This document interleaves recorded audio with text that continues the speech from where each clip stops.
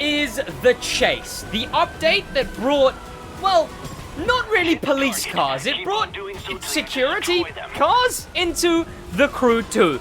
This update released late 2020 and was the first ever update to include the motor pass. But not only that, this update also had so many things that changed this game forever. Some just rumored, some definitive changes, and some that I think people still wish weren't made. Today, I'm going to be running through this update right here and talking about the few things that you may not have known about the Crew 2's first ever Motor Pass season.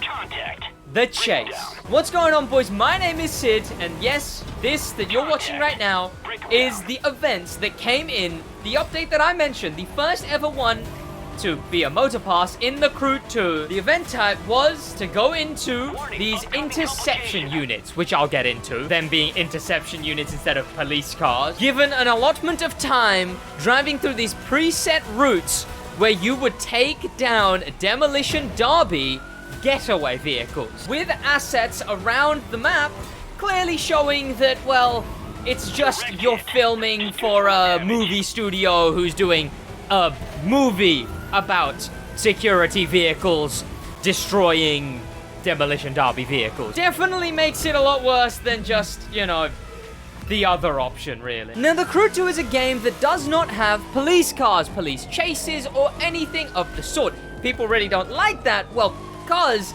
it was a main staple of the Crew 1. The Crew 1 had police chases, had getaway events, had open world chases, and all of those things previously mentioned. How do I stop the horn? How do I go? How do I stop my horn? Oh, okay, I just pause menus then out because I don't have the right controller bind, well, wheel binds. And look, people enjoy police and racing games, right? Especially with Need for Speeds being the original sort of big explosion of racing games. Police chases are definitely things people like a lot. They don't really ask for it in Forza, but for some reason, well, that reason being because the Crew 1 had so many of them, people ask for them a lot in the Crew 2, especially before the Chase update. Before the Chase, we got so many people asking for police cars, asking for police chases. Creators like Craptastic Jack and other big names in the space were very upset about the fact that we weren't getting police chases returning, right? Because it felt so different to what the Crew 1 was. Also, I'm gonna have to switch to PlayStation here because I only have the BMW on PC. So then we get the trailer for The Chase, this next update that's coming up in the Crew 2, and it's going to have police cars, except they aren't police cars and the lights aren't red and blue, they're red and orange, which in the US is the color for, I believe, private security companies. So that's what they ended up being. They ended up being essentially the, I'm now in a crew. How have I been unconsentedly crewed? Am I appearing online? This is why I can't appear online. I've just been force crewed. We get all these cars in the game, these interception unit vehicles, and these events that I already described, right? We chase these guys down and we destroy them. 8, 10, and 12 based on what difficulty you're playing on. And what was... Why did he hop? What was that? And people were kind of really excited.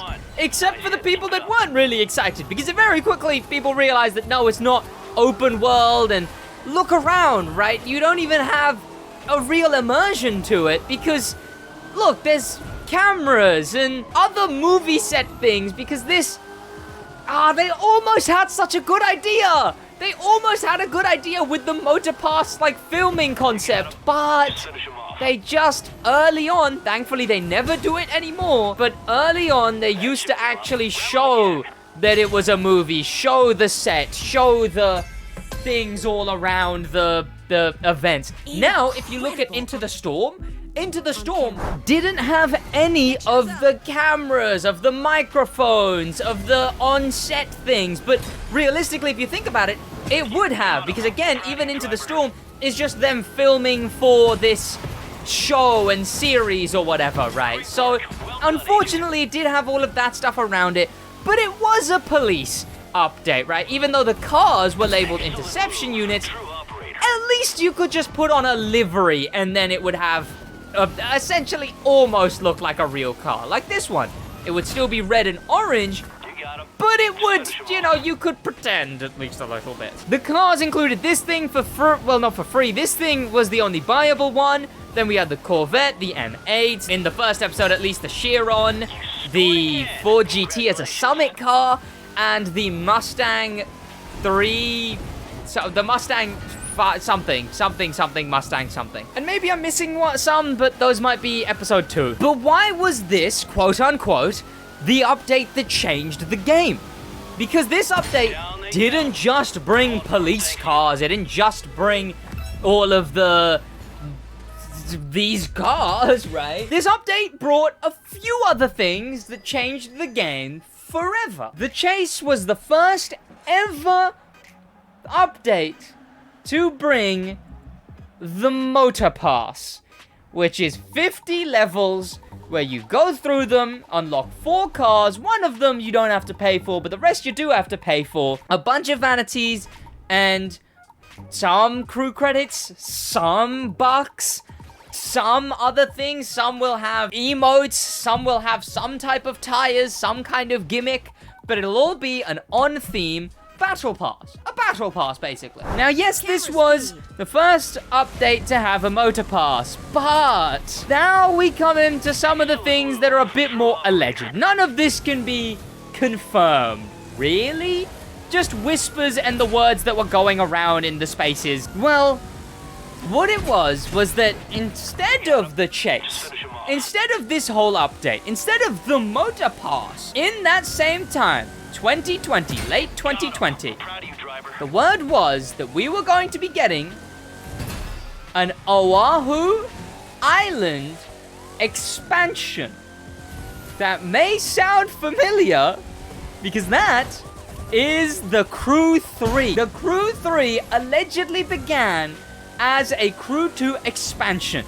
It was supposed to be a map expansion in this game, but they scrapped it to make it its own game and instead switched the Crew 2 to the Motor Pass model. Which, sure, we've got an entire game now, and hopefully Motorfest ends up being a good game.